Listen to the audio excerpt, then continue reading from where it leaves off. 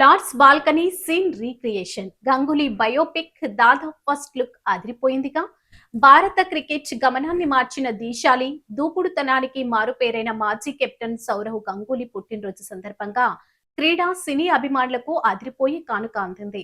ప్రపంచవ్యాప్తంగా ఉన్న దాదా అభిమానులు ఎప్పుడెప్పుడా అని ఎదురు చూస్తున్న ఆయన అధికారిక biopic Dada the Sourav Ganguly story చిత్రానికి సంబంధించిన ఫస్ట్ లుక్ పోస్టర్ ను చిత్ర బృందం బుధవారం అధికారికంగా విడుదల చేసింది.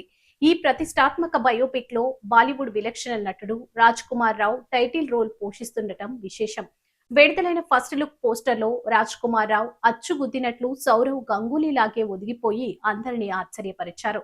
Lord's iconic moment recreation Bharat cricket చరిత్రలోనే కాక ప్రపంచ క్రీడా రంగంలోనే అత్యంత చారిత్రాత్మక ఘట్టంగా నిలిచిపోయిన లార్డ్స్ బాల్కనీ సెలబ్రేషన్స్ ఈ పోస్టర్ లో అద్భుతంగా ఆవిష్కరించారు.